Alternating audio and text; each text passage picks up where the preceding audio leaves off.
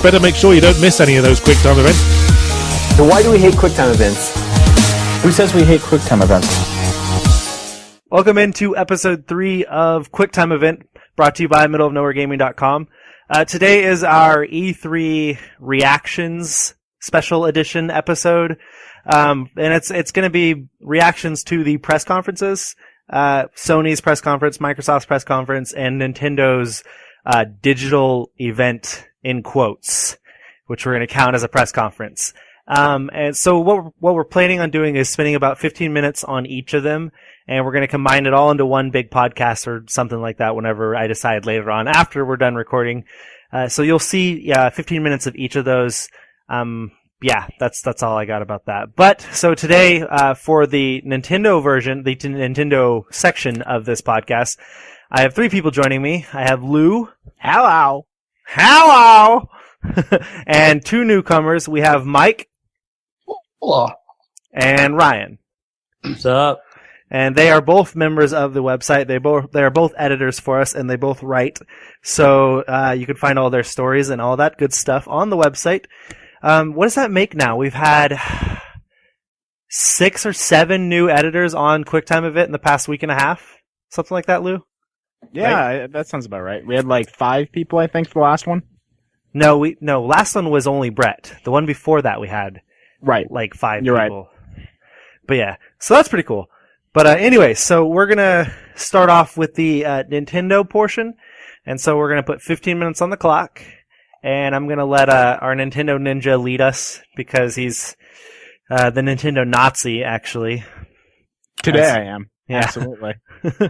Do some more stories. Everybody write. Nintendo. Okay, so are you guys ready? I'm ready. I'm good. You want Yeah, to? I'm good to go. All right. Okay. 15 minutes on the clock. And go. So let's start out with the elephant in the room. Zelda. Oh my God. Did you guys start crying when it happened? Was it just me?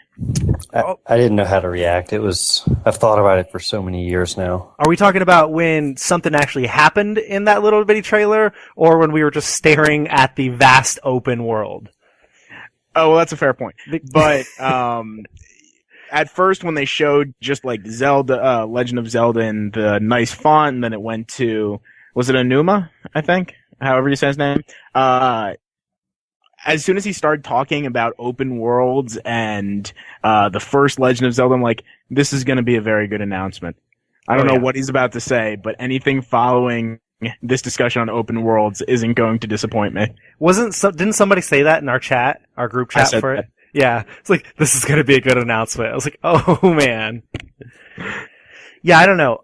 Just staring at the open world part, I was really amazed at how beautiful it looked. But I wasn't really excited until something started happening, until somebody started moving or whatever. That like attack on the beast at the end or whatever that was. Right. There's some weird focus on tech apparently, and I'm okay with it. They're gonna pull it off, but. There's some machines. There's that really crazy arrow thing that he had. I'm still kind of curious about that. Was that the bow was unlike anything I've ever seen out of them before. Yeah, it was like mechanical or something. Steampunk Zelda. Who called it? Steampunk Zelda. Now that was Link, right? Yeah. Oh yeah. Yeah. Kind of looked like a girl there for a brief minute to me. Half of them look like girls. Yeah. Okay. I also missed out on part of that trailer because I was at work and I got interrupted right when shit started happening. So that was disappointing. Well, that's actually a fair point, though. I've seen a lot of that on Twitter and whatnot of people trying to figure out what was up with the facial expression and the artistic design they went with. And I think it's the artistic design just kind of did that. That and the shadowing. If you go back and watch it, the shadowing was really unique. And probably because they've never been able to even do shadows before. But it really added something different. So I think that's what a lot of it was. Yeah, I was just blown out of the water. I think that it looks so much prettier than Skyward Swords did. And Skyward Swords was already a pretty game. But I think this is going to hold up as well as, let's say, Wind Waker held up. That's the kind of quality I think it's coming. Yeah.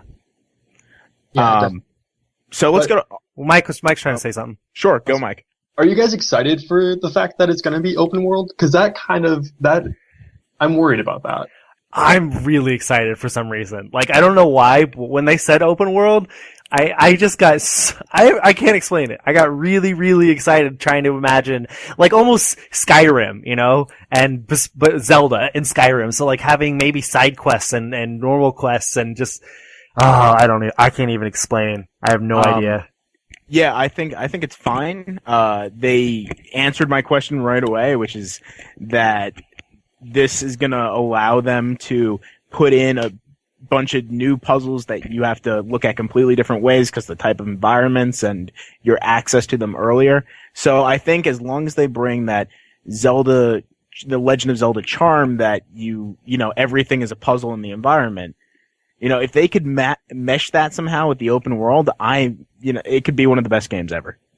No, I completely agree. I'm just worried that because it's open world, the story is going to suffer. It could, yeah. Easily could. Was Zelda ever that strong for story when you really think about it, though? I mean, it had kind of a cool lore behind it, but did they ever really tell you a story that emotionally grabbed you or anything like that? As a kid, yeah, it did. But it didn't take much to be a good story when I was little.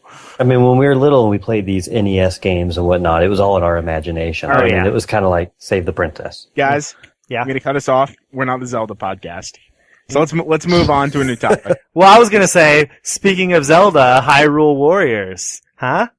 Yeah? No? No.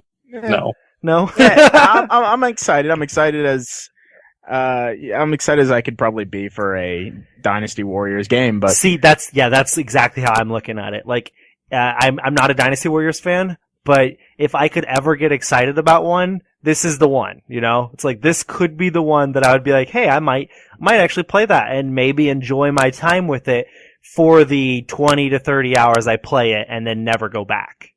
right. You know? You think you'll get 20 to 30 hours on it? Well, I know people play the Dynasty Warriors games for like hundreds of hours.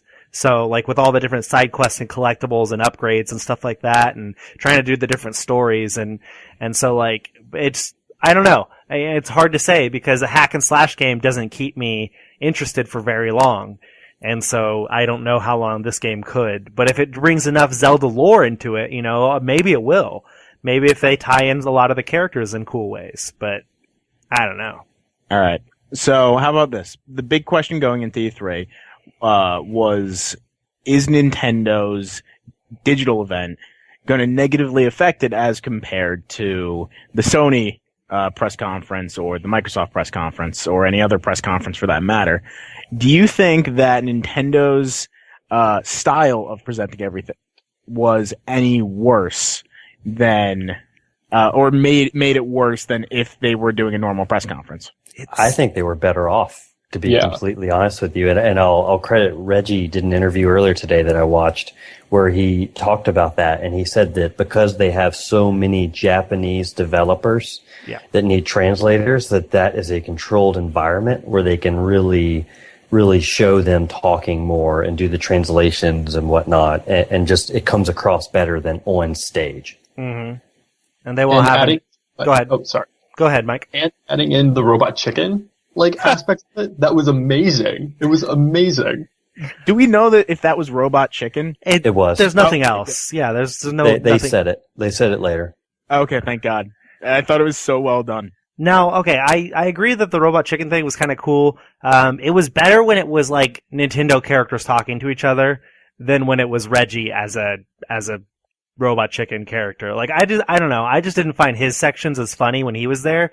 Then I found it when actual characters were talking to each other, and like the Bowser or whatever talking to Princess Peach.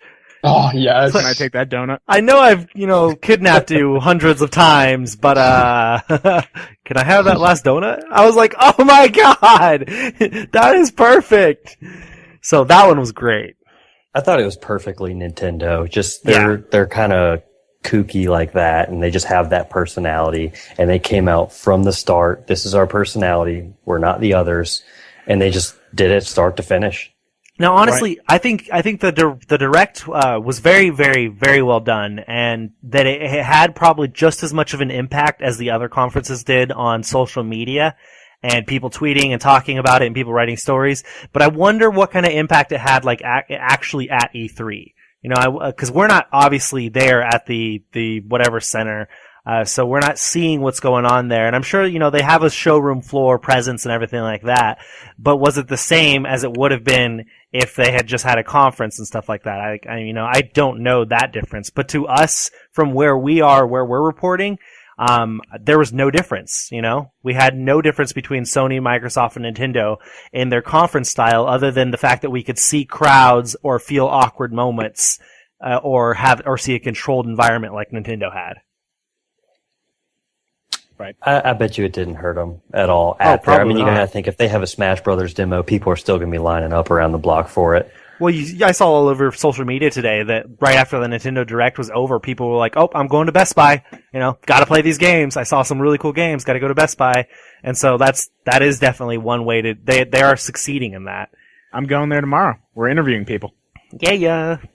All right. What's the time check? We've got 5 minutes 52 seconds. All right, another big question. We're going to bar Zelda from this answer, but out of all the games announced for Nintendo, which one's your favorite? Xenoblade. Oof. Xenoblade Chronicles. Yeah. I'm all about JRPGs, and so like that one jumped right out at me immediately. Obviously Super Smash Bros. Looks really cool. I thought Captain Toad Treasure Tracker looked cool. And then Fantasy Life looked really cool. And then the new Pokemon games. But like Xenoblade really, really jumped out at me because of all the JRPGs that I've played, and it just looks so much like them. And that's one of those games that could convince me to get a Wii U, you know? Because like of course I love Nintendo classics and stuff like that, but I need something like really, really special that'll make me get it. And typically JRPGs are what does it, because that's what forced me to get a Vita, was a JRPG was coming towards it that I was excited for. Right. So. How about you, Mike? I'm really excited for Owl of the Sapphire. Though, third generation Pokemon, by far the best generation ever made. Sapphire is the best because game. they're remaking it, I'm so excited. So excited. And it looks beautiful. Oh, man. Oh, looks amazing. And then Mario Party 10. Mario Party itself is just so fantastic to play with a group of friends. I'm so excited to just really sink my teeth into that. And that's the one with Bowser as the fifth player, right? Yeah. Oh, God. I can't even imagine being the fifth player and just, like, screwing with people. Ryan. All right. Man, there were so many to choose from, and you barred the most important one. So, you know, I think one of the ones that stuck out to me was Yoshi's Woolly World. There was something really satisfying about watching that demo. That looked pretty. Yeah. It did. It just looked terrific, and just I kind of laughed at the yarn mechanics, whatever that means. But it just looked so entertaining, and Captain Toad and Mario Party, of course, would be a fun one. But I think Captain Toad and Yoshi are really the two that stuck out the most to me. I forgot about Mario Maker. That looks awesome. That was kind of cool. I can't wait to design like a Mario level. And like the fact that they went to like the old school graphics and then the new Mario graphics and back and forth, and I was just like, oh man, that looks fun. Like I wonder like are you going to be able to share levels and stuff like that? Oh, they're going to definitely be able to. Because then we could just share them back and forth and like make some like crazy obstacle courses and stuff. Yeah, I'm pretty sure I saw they confirmed that. That's all awesome. Right. I'm going to channel my inner Dustin. Okay. From our squad. Yeah. And say that I'm going to say the most interesting thing was Splatoon. Go to hell. Yeah, I know you don't like it, but and I didn't like it during the Nintendo digital event, but because they spent a long time just talking about it and doing the whole translation thing. But then afterwards, during the Treehouse at E3, whatnot, and they showed people play it, it looked like some crazy fun where, you know, people were jumping out. It looked like a Call of Duty I would play. Yeah, fair enough. If you have some time, I would highly recommend. Okay, so and looking at YouTube. We have like 2 minutes and 30 seconds, and we have yet to talk about the new addition to Super Smash Bros. Using your Miis and then the Amiibos thing. We definitely need to talk about that. So, right. How do you guys feel about the amiibos? Ooh. The little toys. I will buy them all. Not me. I think it's a double-edged sword. Okay. Go on. Like, it's a good idea, but I'm also scared, like, is this how DLC is going to be handled? Like, am I going to be missing out something when I buy Smash Brothers and I don't have an amiibo? Well, they don't say that necessarily. The only thing that you're truly missing, it's not like you don't get a character because you're not getting an amiibo. All the characters are still going to be there. The amiibo is just going to be like a smarter CPU that will adapt to your playstyle and become like the super villain to you. I'm so lost at it all, you know. I don't know. I probably won't be one to buy it unless it's like their 99-cent pieces or something like that. They're not going to be. Yeah, I know, exactly. Which Nintendo, come on, they don't do that. But again, we talked about this last week when the news broke or leaked or whatever about these things happening. That we thought that it was a good idea for kids because kids will jump right in, kind of like Skylanders and all that stuff. But okay, so we have a minute. How do you feel about the Miis? The sword fighting Mii, the mysterious arm cannon Mii, and the brawler Mii. I want to beat the hell out of Reggie. So do I. So yeah, I'm okay with it. I think it's excellent because, like, you know, of course we love the characters in Super Smash Bros. We love playing as them, but I've always wanted to have my own character in it and to make my own play style and stuff like that. And this will just add more variation to it. People don't have to be Pikachu now, you know? People can bring their own Mii into it and wield a sword. Yeah, I think it's a good idea. I mean, I don't see it being a bad idea, that's for sure. Yeah. Well, each of these Nintendo franchises need to expand in some way to keep going, and this is a great way for Super Smash Bros. Right, and I think it's going to make some very interesting combinations. I think that people are going to like auto fight Miis, and it's going to make for some really interesting YouTube clips where you just like watch Hitler, you know, level 9 CPU Hitler versus Jesus. Okay. Well, that's only if you're a part of their approved YouTube plan. Oh, right. Fair enough. Well, at least you wouldn't be able to make money off of it, I think, right? No, they actually, I think they have a program now. Yeah. I think I actually picked up that story about a week ago or whenever it was about now if you join their plan and they say if you're proactive, then you can kind of do a sharing program or something like that. Okay, so that wraps up the 15 minutes we're spending on the Nintendo conference. So I think we're losing Ryan after this one, right? Yes. Okay, so thank you for joining us, Ryan. It was excellent to have you on. Excellent to have you on. We'll have you on again soon for something else. And we will be back with either Sony or Microsoft. And we're back with the Sony portion of QuickTime Event, Episode 3, Special E3 Edition. I don't even remember what I called it during the first section. You're just making stuff up. I do make stuff up a lot. It's kind of my thing. You know that. Crazy dreams and stuff. Whatever. Okay, so we will do the same format as we did during the Nintendo portion, and we'll do 15 minutes on the clock, and we will discuss all things that happened during the Sony announcement, or Sony press conference yesterday or Monday, whenever you're listening to this. Ryan left after the Nintendo portion, and instead we have replaced Ryan with Miles, another one of our editors on the website. So say hello, Miles. Hey, how you doing? Oh, I'm doing very great. How are you doing? Just a small question. You said we're keeping the same format? Yeah. So we get to talk about Zelda for another 10 minutes? Because I'd love to talk about Zelda for another 10 minutes. That's funny. That's not the format, bitch.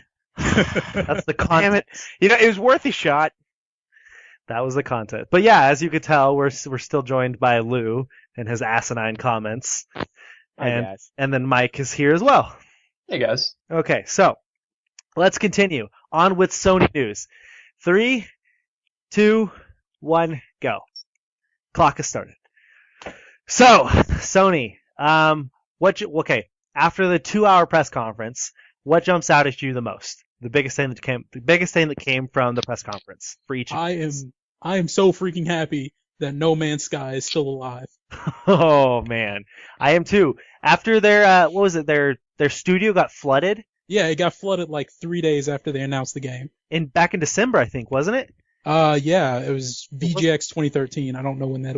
Yeah, that was the middle of December. I was so worried about that game when that happened. So I'm right there with you. Yeah, I was just like sitting back and being like, how does that happen? That's the most horrible thing I've heard of in games since I don't know. The tsunami or whatever that hit Japan. Yeah, that was pretty awful actually. Yeah, that wiped out the industry there for a little bit. Okay, Mike, what jumped out at you? Ooh, the Destiny trailer. The Because starting previously, it was so good. Previously, the only thing that we really have seen were the new Russia, or was new Russia rather. Yes, you're so right. being able to see like brand new things of Destiny was so refreshing. Well, okay, so like when the press conference started off, it started off with that like the guy stepping on Mars or whatever, and it was like present day Mars. We were all like in the group chat, like, what is this? What could this be? What is this? Oh, I thought it was gonna be Morpheus, and I was gonna be pissed because I was like, do not lead off with Exactly. They're like, oh, okay, we're gonna get to go to Mars with Morpheus, and then as soon as it said the Traveler, we all were like, oh my god, it's Destiny. So yeah, I wasn't there. I was there just saying like, oh, this is the weirdest Borderlands trailer I've ever seen. No, I'm totally there with you. Also, I still love that Peter Dinklage or Dink, whatever his name is, Dinkelberg. Tinkelberg. Tyrion. Is he gone? What go? happened? Courtney left. All right, let's keep going without Courtney. Oh, sorry, I shut off my mic. There we go. My bad. But yeah, I'm super excited that he's in it. So yeah, Lou, you. I have a question for you. What do you think my top is? Oh, You know me pretty well. What do you Okay. think I like? I'm gonna say Entwined. That is a good guess. It would have been Entwined, but this is going to blow you away. It's actually the infamous Second Son DLC. That's what I was gonna say Really? first, but then I was like, oh wait, it's probably the little artsy game. Yeah, well, I really kind of rail on Infamous a lot, but this DLC is focusing on Fetch, and I think she has the strongest story, and like I'm gonna try and keep the spoilers out in case you haven't played it, you don't have a PS4 yet, but like she has the most developed and most emotional storyline and background.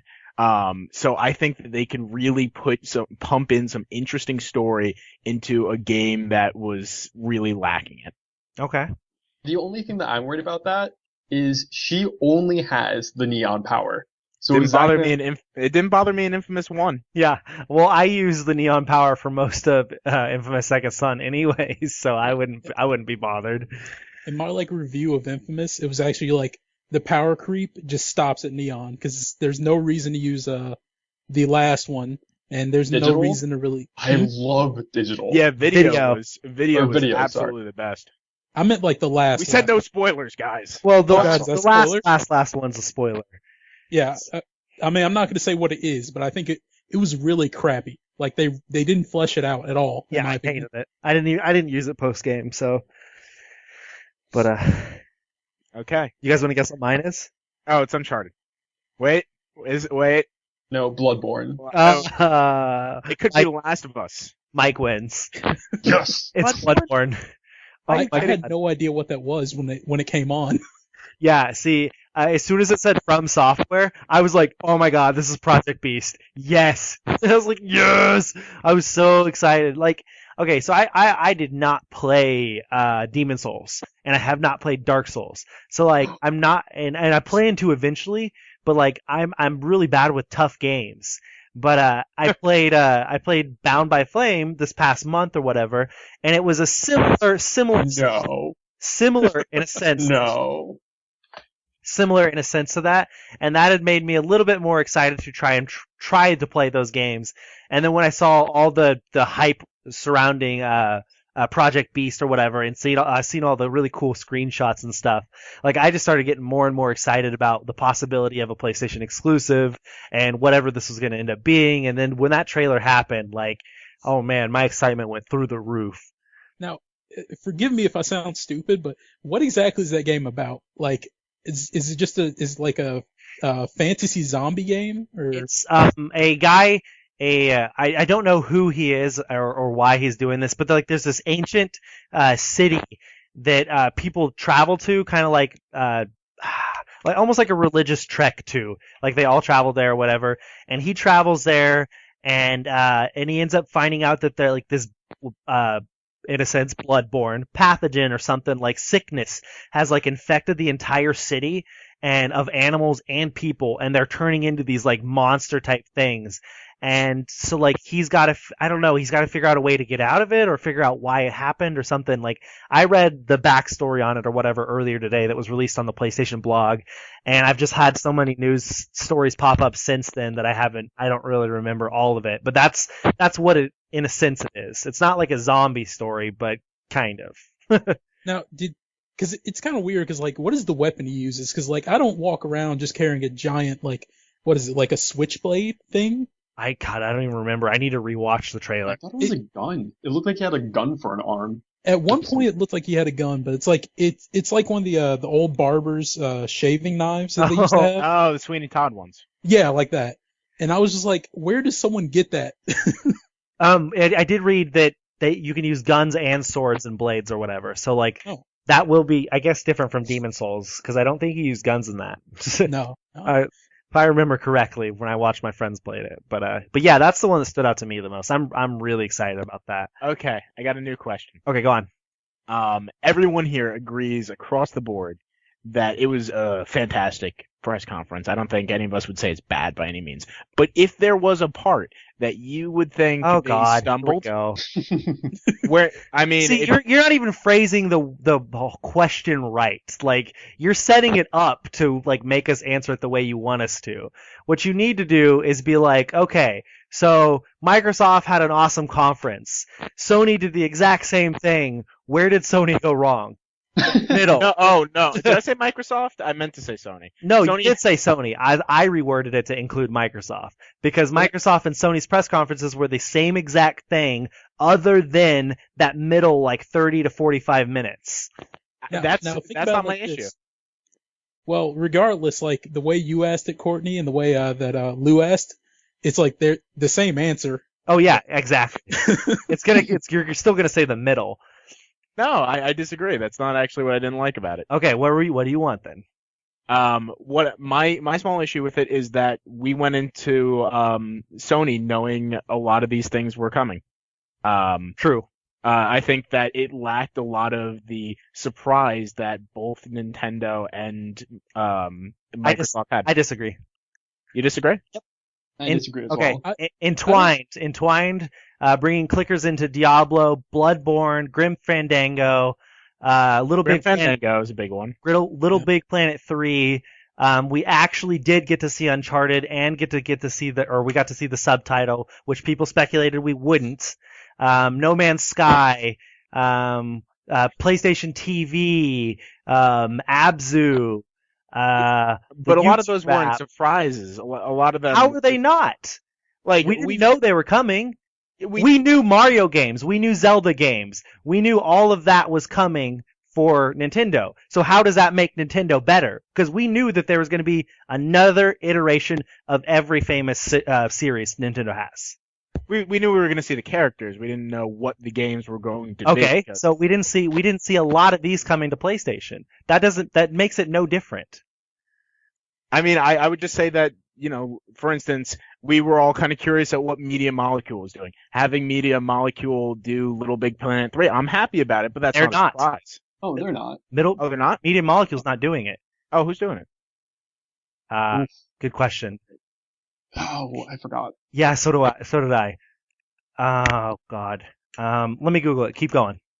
All right, yeah. I felt like everything was within the bounds of what I was expecting from Sony, which is an issue. It was a great conference. Oh, yeah. I just think that I really love when these E3 press conferences, there's a blow from like left field. And I think you talking about the $3.99 price and stuff like last year. Yeah, like that. Oh God. Yeah, like last year they blew people away. Like people were not expecting certain things. I think people, it was a surprise, but people were expecting some of these things. Yeah. But I mean, I don't know. I make the same argument for Nintendo that you're making against Sony is that everything that happened during Nintendo's conference, we expected of Nintendo, that kind of stuff to come, those kind of games to come. And so, like, it's typical Nintendo stuff. And so, in a sense, if we wanted to, and you could apply that to Microsoft as well, if you wanted to apply that to them, none of them were that surprising. But they were all solid in what they did. That's my opinion. Okay. Different strokes. I still can't find freaking Little Big Planet 3's developer. Like, everywhere I go, it keeps bringing up trailers, and I don't want that. I think it was the same people who made Little Big Planet Vita. Ooh, yeah, could be.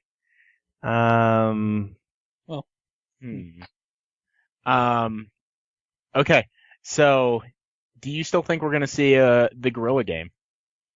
No, not until Gamescom. What was the Gorilla game? I don't We even don't know. what that A fantasy RPG. We're here, or the way it sounds is a fantasy open world RPG or something like that, I believe. So I think that's right. Maybe I'm mixing up one or two of those words.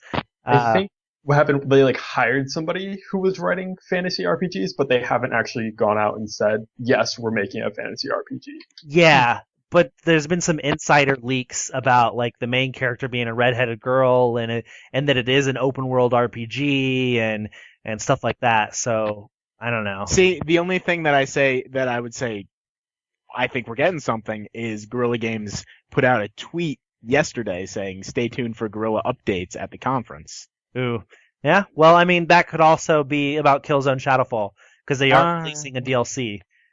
God, that game was so bad. It wasn't that bad, but it wasn't. It's no Wolfenstein. No, the Wolfenstein is awesome. I don't know what the hell you're talking about.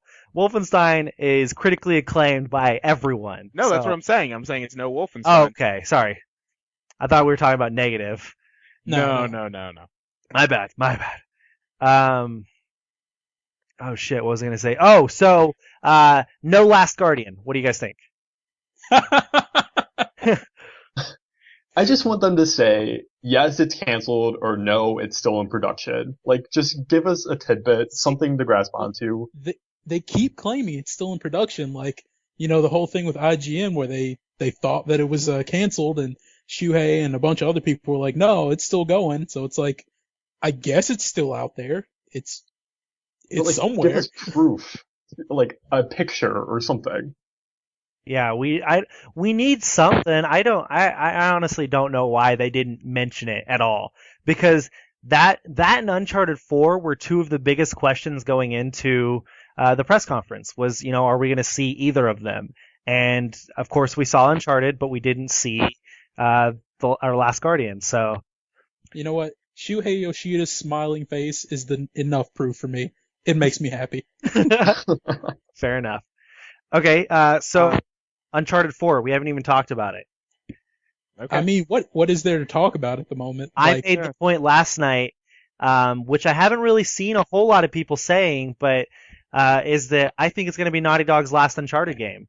The way they subtitled it, A Thief's End, and the way the voiceover during the entire trailer, it just sounds like that's the end of Drake's story, and that's the end of probably Naughty Dog doing it, because they lost all the vets that were working on Uncharted previously, and I don't think Bruce Straley and Neil Druckmann want to work on it anymore. I think they want to flex their creative minds or muscles and move on. Well, not only that, this will be the, 5th Uncharted game, I think? Yeah, but it'll only be the 4th done by Naughty Dog. It's still incredible. How many times has Drake been shot, and yet they still keep making games? How many millions can he murder? Exactly. Naughty Dog is a phoenix. I mean, they come out with these great franchises, and then they die eventually, and they come back even better. So I love Crash Bandicoot. I loved Jak and Daxter more. I love Uncharted more. So I'm okay with this, because I know that what they're going to come back with is going to be something mind-blowingly better than Uncharted somehow. But none of those even died. They killed them. They went out with high notes, That was the beep. We're over, Corey. Yeah. Well, we went past on Nintendo last time. I don't think you realize. We went another... No, I didn't hear the beep. I was listening for it. Okay. Well, anyways, so that wraps up the Sony portion. And we're back with the Microsoft portion of QuickTime Event. Special blah, blah, blah, long name that Lou makes fun of me for because I ramble.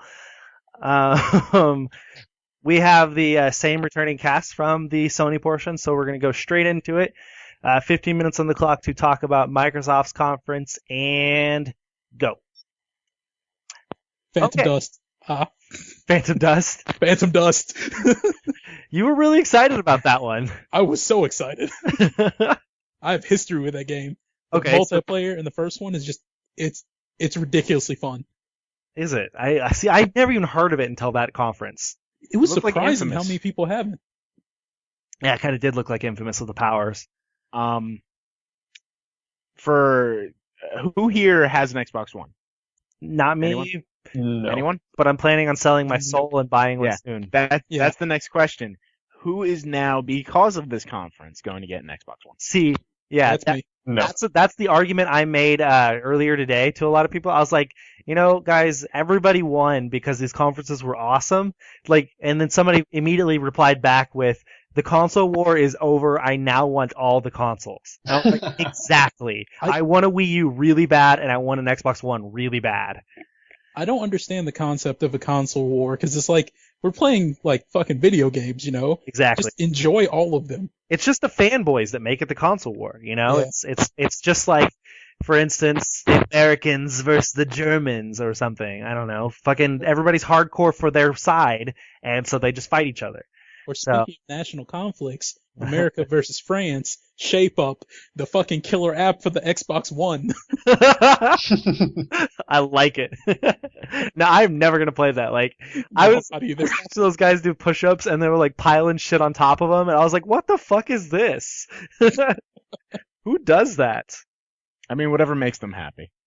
Whatever makes them happy. Tanks on your back makes you happy. All right, so we did this for the other ones. What is the game for you of the Microsoft E3 press conference? Okay, let's start off with you, Lou. Do you have one in mind? Halo Master Chief Collection. Okay, why? Why does that stand out for you?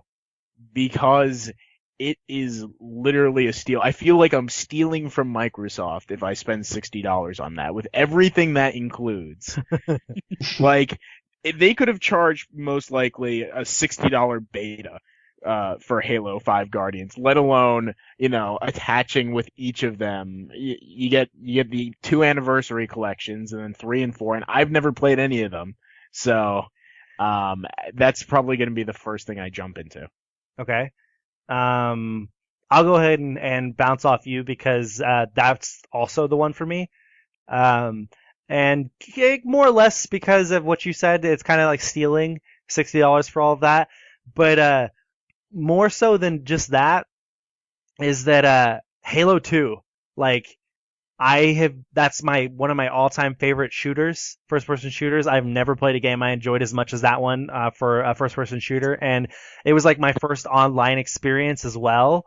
And I just have so many fond memories of me and my best friends playing Halo 2 online, and the fact that they're bringing it over exactly like it was back then, like not changing anything, that stands out to me more than anything. And so, like, I cannot wait to, when I finally sell my soul and get an Xbox One, get this collection and play through the entire series that I enjoyed so much until 4, because I don't like 4. But I mean, it looked really pretty on Xbox One, so. But yeah, that's definitely the one for me. I mean, the only other one that could even come close out of their entire conference was like the Tomb Raider announcement, which they didn't even really show anything for, but it still got me excited. Okay. Moving on. Mike? Oof. This one's hard. I'm gonna say Sunset Overdrive. Ooh. Only because Insomniac is amazing. Well, that And the trailer game- is awesome. It was so good. At first I was like, what fucking game is this? I don't understand. And then it just like kicks down the door, and it was the perfect trailer. It was. Didn't it start off like almost like a first-person shooter, like a Call of Duty looking game or something? Yeah, there's just like some military dude shooting some guys behind a box. And I'm like, what? We already looked at Call of Duty. What is this? And then bam, Sunset Overdrive. And I was like, yeah. I think that was Yuri Lowenthal as the voice actor for that character. Which he's in a lot of like anime. He's getting into games more, but no, he was the perfect voice actor for that because he made that character funny. And like I honestly haven't paid too much attention to Sunset Overdrive because everyone's hyping it up so much. And so I've been trying to kind of keep it on the down low for me, not pay much attention to it, and then once it gets closer to announced like or release date or whatever, then look into it. So like that was some of my first coverage of it and looking at it and hearing about it and stuff. So like I had no idea that it was like a virus born from an energy drink or whatever, and the energy drink was infecting everybody and stuff. The weirdest story, but it just looks like such a fun game to play. It does. Miles? I mean, Phantom Dust is. I mean, I'm gonna stick with that. You're gonna stick with that as being the number one? What the hell is Phantom Dust? Because I've never heard of this game before. So Phantom Dust is like a game. It has like a cult following. It was an Xbox only title, and essentially you play as one of the two characters that wakes up out of this pod in a like absolutely decimated, ruined Earth, and the whole plot line is like you know. I'm pretty sure it's I think it was Japan developed. So, you know, it's one of those like, I have no idea who I am. What am I doing here? I can shoot lightning. And, so it pretty much revolves around that. And you're trying to figure out who you are, what happened to the world. And there's like some, oh God, it's been so long. There's a woman that you have to find and I don't know, diddle. And diddle. Okay. Okay. Okay, so I can't find the name of Blue Gender. Have you ever seen the show Blue Gender? I hated that show. You did? Really? I hated that. I hate the main character so like, much. Well, okay, yeah, but still, like that story sounded exactly like it. Guy wakes up in a pod in the future, and it's like, yeah, that reminds me of Blue Gender.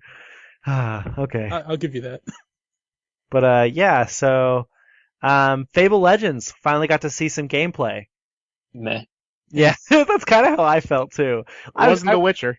I wasn't excited for Fable Legends going into seeing gameplay, and then I came away with it just about as mediocre and blah on it as it was before. Like, it seems like a good idea. It does, but it doesn't scream Fable to me. Yeah, exactly. No. It's like, as I understand it from all the Fables I've played and seen played, the whole point of that game is to make your own, you know, it's to make your character, make their backstory and make them evil or good and all that. And like, it seems like a very big, not 360, but no, obviously not 360, 180 kind of, for them to give you defined characters and be like, hey, here's that guy. You don't get to decide shit. Sorry, I wanted to make a joke about the Xbox 180s for the past year based on what you said there, but I was like, I'll just bring it up instead. So anybody excited about the racing stuff, like Forza? Nope. No. Me either. I just like racing games. I'm excited for the crew, but you know that wasn't part of the conference, so. Yeah. Now, I want to know what Crackdown is. Crackdown is. Hey, I know a lot about that one too. If no one else wants to take this. I played Crackdown 1, but go ahead and take it, Miles. Okay, Crackdown. You play as a cloned agent, and you're part of the agency. And your whole point in the first game, which is the only one that exists, Crackdown 2 is a lie. The whole point of the first game is that you are tasked with taking down, I think it was 4 different gangs, and you know each gang has their own vehicles, their own specialists for everything, and like there's lieutenants and then generals, and then there's like the tip top boss of the gang. And it gave you like a massive city to run around in and destroy stuff. And there was lots of RPG elements like leveling up your running, your strength, your driving skill, your explosives, your weaponry. And it got really popular just because the insane things you could do in that game. And I guess that's kind of like what had the why it also has kind of a cult following. So yeah, and then the sequel was done by somebody else, right? There is no sequel. I don't know what you're talking about. That's common internet or consensus on Crackdown 2. Okay, yeah, I'm pretty excited about that. People were talking about whether or not Crackdown would be shown or whether or not it would be brought back. So that's nice to see that it is being brought back, and hopefully it's just as good as Crackdown 1 because I really enjoyed Crackdown 1 as well. I'm just surprised if that was a game that they chose to end the conference with. Yeah. Yeah. Well, I mean, it's an old game that a lot of people liked, so I don't know. And it was kind of a surprise, so I don't know. I would have ended it with something bigger. Like, honestly, putting Halo out in the middle was kind of weird. I think if they should have started or ended with Halo, because that would have been a bigger bang. Yeah, that would have made a lot more sense. But maybe they expected Crackdown to have a huge following or draw a lot of excitement or something more than it did. Like, it did draw a lot of excitement. There's a lot of people excited for Crackdown, but not as much as there are for Halo. So, or maybe like a Gears of War thing, maybe even like flashing a Gears of War logo, even though it's only like 120 days out now. It's only been in development. They're in the pre-stages. Even if they had a logo or a title or something and been like 2016. They're making another one? Gears of War? Yeah. Yeah. Oh, yeah. But it's not Epic. It's not Epic doing it. It's somebody else. Well, yeah. But, yeah. What'd you guys think about Scalebound? Do you remember that? That looks interesting. I can say that much. Yeah, it looked freaking crazy. One dude with like a sword and a fucking fighting like two dragons or something. And it's like, headphones. Like, the headphones stand. Like, where did he get those? Yeah. I'm like, I looked at it, and honestly, seeing the headphones and his like jacket and the sword, I was like, is this Devil May Cry? That's what I thought too. It was like a white-haired kid and a sword, and it was like, what is this? And then, I don't know, like, I love the part where he looks up at the giant monster, turns and looks up at the fucking dragon, and then he just kind of winks at it. And then he dives out of the way. I was like, oh my god, what is going on? Now, I'm super stoked to find out more about that. Like, we don't know a whole lot about it right now, but... Well, I know a lot of people were saying on Twitter, How to Train Your Dragon 5 or whatever, I'm okay with that, though. I just want to see more gameplay. So, yeah. Now, what do you guys think about Conker making his return in Project Spark? Why? Exactly. I saw the funniest video on YouTube where it was just some person like waiting for Conker all his life, and then that comes up and he starts like crying because he thinks it's gonna be a new Conker game, and then Project Spark happens and he just sits there like crying to himself before he like goes on a rampage. Yeah, okay, Conker to me is like the Nintendo 64 game, Conker's Bad Fur Day, and freaking like horribly offensive drunk squirrel who sleeps with sluts, and oh my god, like, and then putting it into like a kid's game. Yeah. Like, I mean, Project Spark isn't a kid's game, but still. It's pretty close. It could be, yeah, but it's so complex that it's not a kid's game. So, like, but it's still, I just don't think the two belong together, like, at all. It was definitely weird. No, sorry, my bad. Oh, no, go. I mean, it was just weird. It was like, why would they bring him back in this way with Project Spark, which is like, hasn't Project Spark been out for like The beta's been out. The beta's been out. Okay. Yeah. I don't know. I think, weren't they pushing it as make your own Conker game? Or something like that? It's just like, no, you don't, we can't make drunk sluts for Conker to sleep with. Drunk sluts. Come on now, like we can't do that. We're not going to make a Conker platformer. We need a Conker with Uzis and alcohol and a cigar. Like, that's what we need. Right. Well, only time will tell how horrible that will be. Yeah, exactly. Okay, so let's see. There's a few more things. What's the time? We have 1 minute and 15. Okay, go. The Witcher. Okay, were you? you're the one that's the ant on it, aren't you, Miles? Yeah. The one that still is not impressed by The Witcher. Why are you not impressed? I don't like the gameplay. That's all there is to it. That's it. Yeah, I've tried it. I just couldn't get into it. So which one? It's beautiful. Did you try? It's a gorgeous game. I just don't like it. Which one did you play? I played the first one. Okay, see, there's your problem. You need to play The Witcher 2, because it's an upgraded system based off that. And then this one is even more upgraded based off of that and more fluid. More like... more accessible. Yeah, I would say more like Skyrim, but Skyrim's so just blah in combat that it's not that. It's way more advanced than Skyrim. It's a lot more strategy involved, but it's not as clunky as the original Witcher. So don't be afraid that it's going to be anything like that.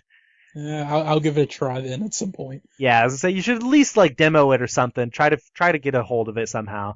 I'm really excited. Okay, so but did you guys think that the conference was good? Yeah.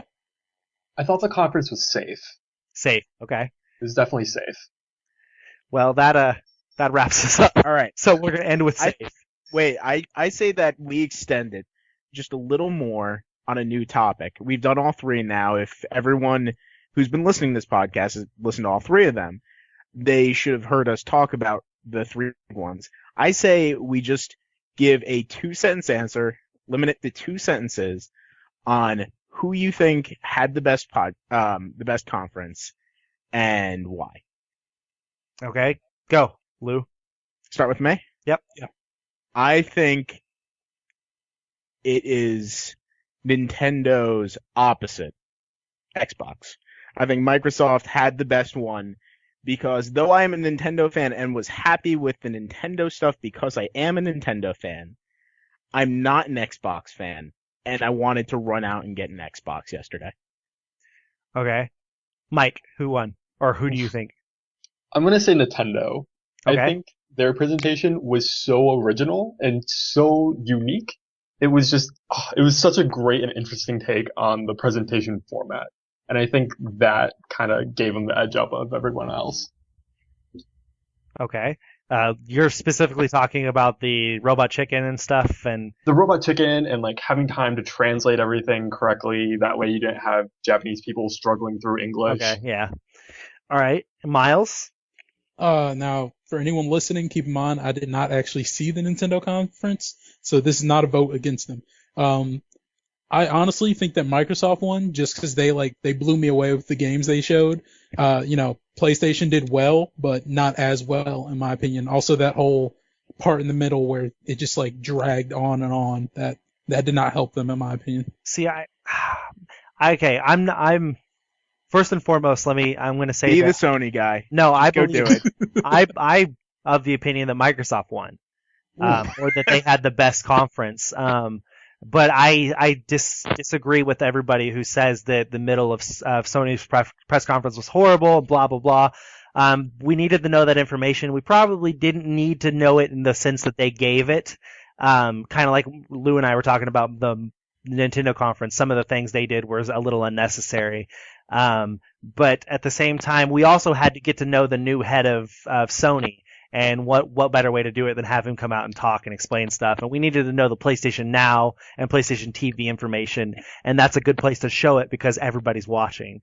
But yeah, a lot like Lou said, I don't have an Xbox One, and yesterday morning when we first started covering E3, Microsoft was first, and they showed off their conference for an hour and a half. And immediately after that, I was like, I need to go get an Xbox One. I have to get one now because all of these games look so awesome, and I can't wait to play them. But yeah, but I mean, I came away with Nintendo saying the same thing about both the 3DS and the Wii U. But I don't know, Halo really stood out to me. So That was the longest 2 sentences I think I've I'm ever pretty heard. sure everybody went on more than 2 sentences other than you. So, which is fine. Okay, so that wraps up episode 3 of QuickTime Event from middleofnowheregaming.com. Thank you all for listening to us and ramble and all that good stuff, and thank you guys for joining me, Lou, Miles, and Mike, and then the departed Ryan. Is he dead? No, he didn't die. Now he's dead. He's dead now, probably. Maybe not. I don't know. So, we are probably not going to do another QuickTime event this week, and instead we're going to switch it up. Since it is E3, we'll release the Mong podcast probably on Friday. Probably it's going to be later in the week, and it's going to be more of the end of E3. It's going to be Game of after, the show kind of stuff. yeah, after everything has been announced all week long. That is going to be our final wrap up where we talk about all of it. And, we talk about the best that happened, the worst that happened, all that good stuff. It'll be different than this. We're not going to just do conferences. We're just going to do everything together. So tune into that one at the end of the week. But yeah, thank you all for listening, and we will talk to you again later this week, I guess. Mong? Mong.